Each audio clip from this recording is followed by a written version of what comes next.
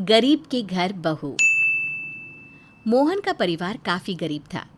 एक किराए के घर में मोहन अपने भरे पूरे परिवार के साथ रहता था।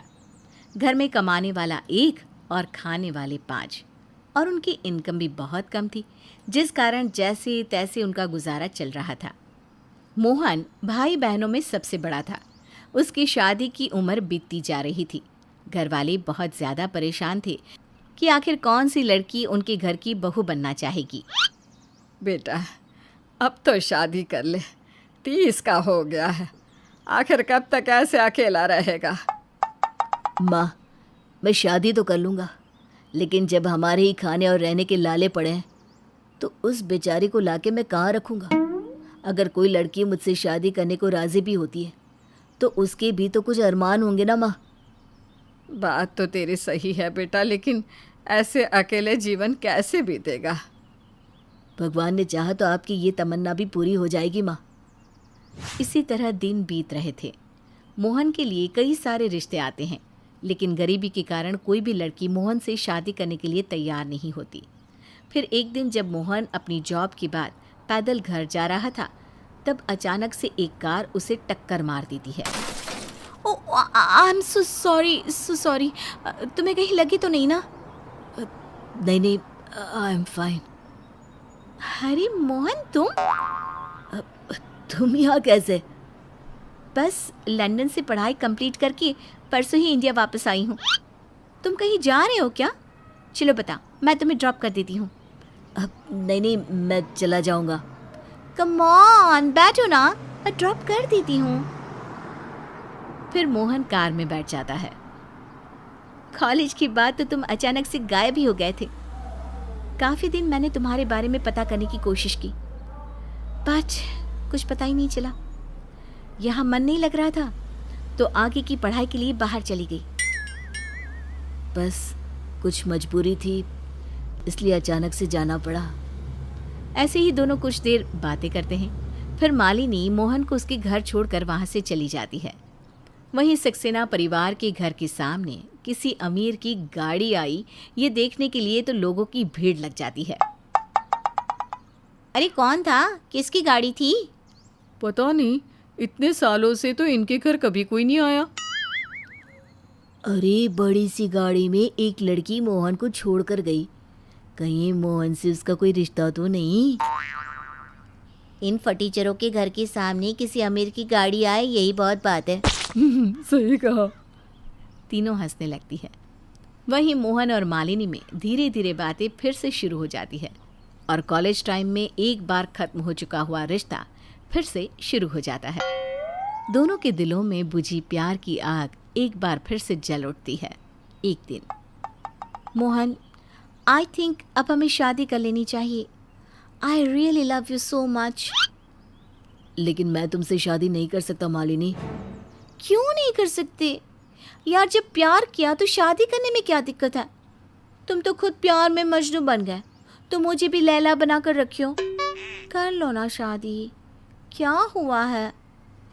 मालिनी, प्यार अलग बात है, लेकिन मेरी कंडीशन उतनी अच्छी नहीं है कि मैं तुम्हें वो सारे सुख सुविधा दे पाऊँ जो तुम डिज़र्व करती हो।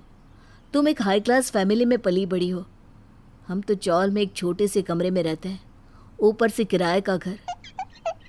बहुत दिक्कत है वहाँ, कैसे मैनेज करोगी? यू डोंट वरी, मैं एडजस्ट कर लूँगी। मुझे तो बस तुम चाहिए, मेरा मोहन।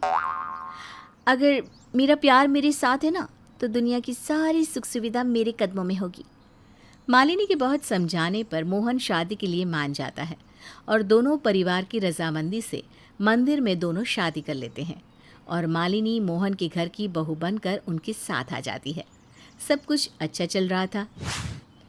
माँ जी, घर में पानी खत्म हो गया है।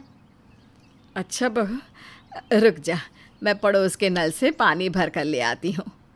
सास जैसे ही खड़ा लेकर बाहर निकलती है। अरे ओ चेतना बहन, हमने सुना तुमने मोहन की शादी की, बताया तक नहीं। हाँ, वो सब कुछ इतने जल्दी हो गया ना कि कुछ बता ही नहीं पाई। हाँ, हम समझ सकते हैं। चेतना जी वहाँ से चली जाती है, लेकिन पड़ोसनों को गॉसिप का टॉपिक मिल जाता है। क्या इन गरीबों के घर बहू आ भी गई है? हाँ, सुना है काफ़ी सुंदर बहू आई है और काफ़ी अमीर भी है। सुंदर, अमीर और संस्कारी। मुझे तो अब तक यही हजम नहीं हो रहा कि गरीब के घर बहू आई है। अब ये कैसे हजम करूं कि इतनी अच्छी बहू आई है। हाजमे की गोली चाहिए तो अब चेतना बहन के घर ही जाना होगा बहू देखने। बिल्कुल सही कहा। फिर सारी औरतें मिलकर चेतना के घर पहुँच जाती है। अरे ओ चेतना बहन, कहाँ हो? 2 कमरे का मकान है तो कहाँ होगी। अरे आओ आओ, कैसे आना हुआ बहनों? घर में नई बहू आई हो और शादी में नहीं बुलाया, कम से कम मुंह दिखाई का तो करवा देती। खैर कोई ना, तुमने मुंह दिखाई नहीं की तो हम खुद तुम्हारी बहू का मुंह देखने आ गए।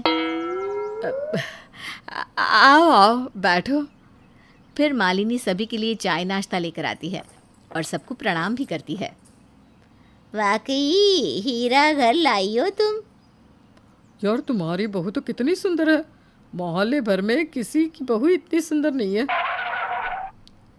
सुंदर, ऊपर से सुशील और धनवान भी है। तुम्हारी तो लॉटरी लग गई बहन।